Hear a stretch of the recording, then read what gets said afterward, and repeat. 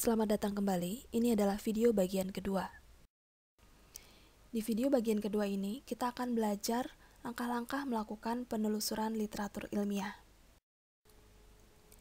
Langkah pertama dalam melakukan penelusuran informasi ilmiah adalah menyusun pertanyaan yang mau kita jawab.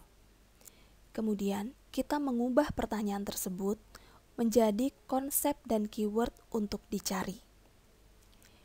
Dengan konsep dan keyword, kita akan melakukan pencarian pada database tertentu. Jadi, sebelum kita melakukan pencarian, kita harus memilih database mana yang akan menjadi tempat pencarian kita.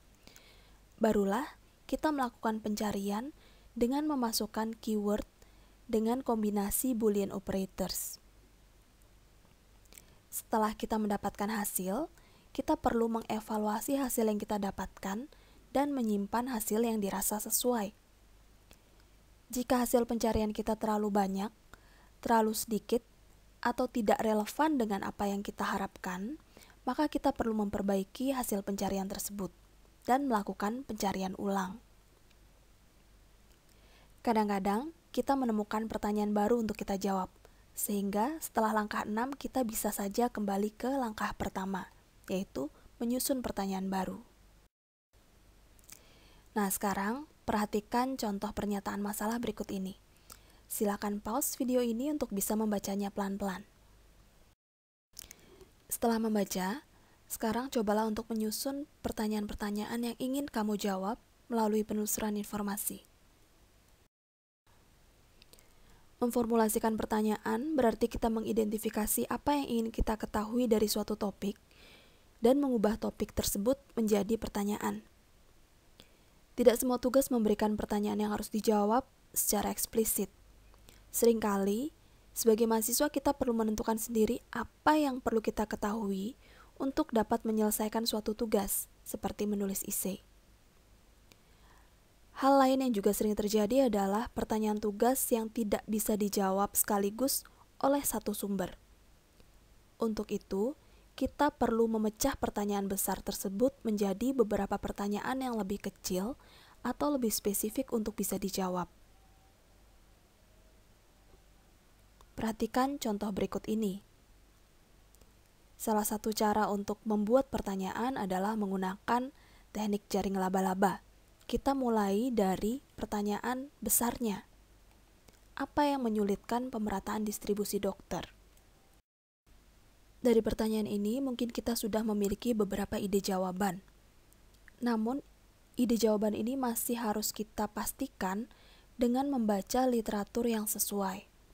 Sehingga, kita perlu mengubah ide ini menjadi pertanyaan berikutnya. Misalnya,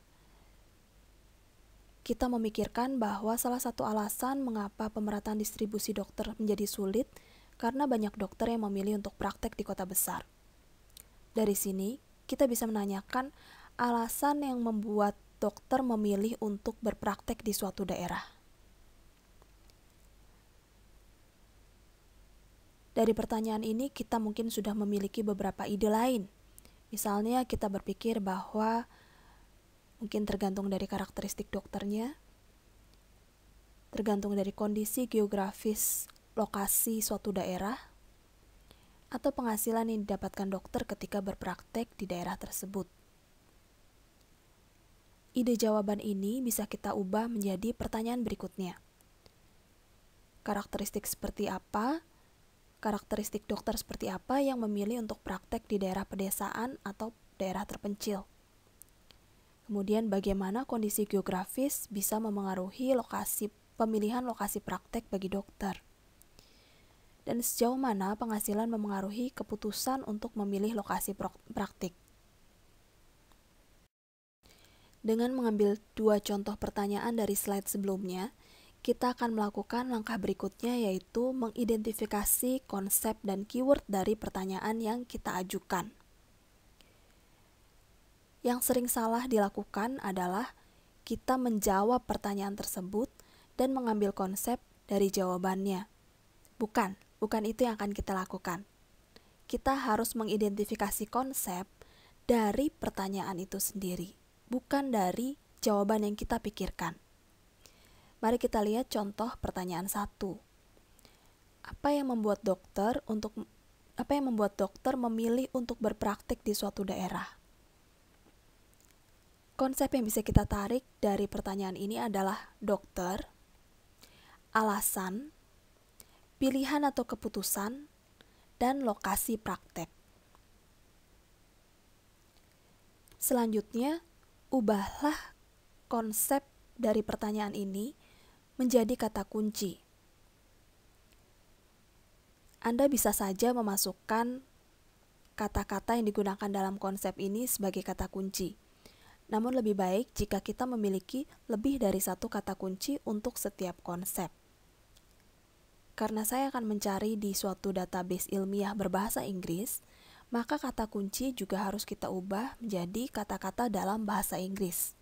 Misalnya seperti ini.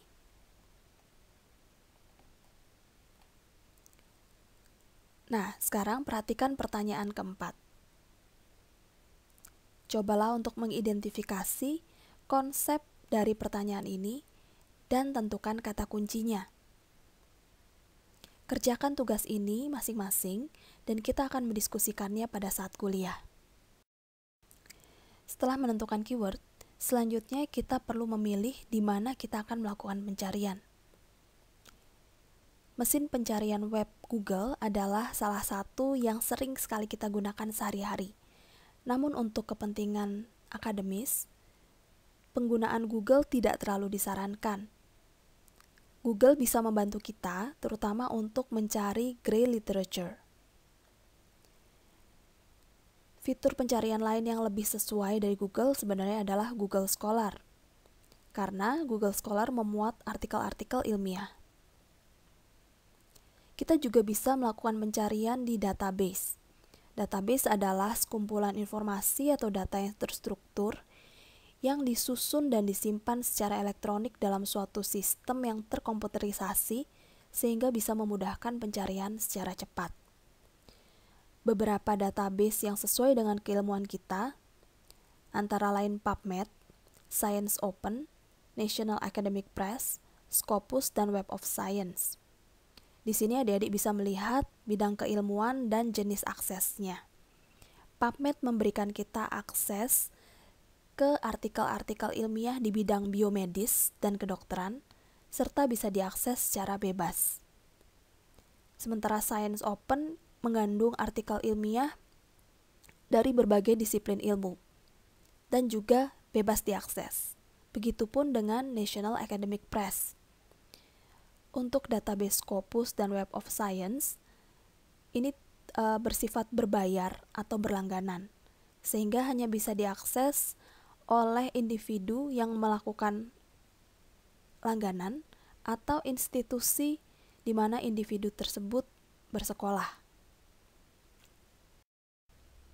Namun jangan khawatir, kita juga masih bisa mengakses jurnal ilmiah berbayar melalui fasilitas e-resources dari Perpustakaan Nasional. Adik-adik bisa mendaftar sebagai anggota menggunakan KTP masing-masing dan kemudian mengakses jurnal yang diterbitkan oleh berbagai penerbit terkenal ini. Kita akan belajar menggunakan fasilitas e-resources pada saat praktikum nanti.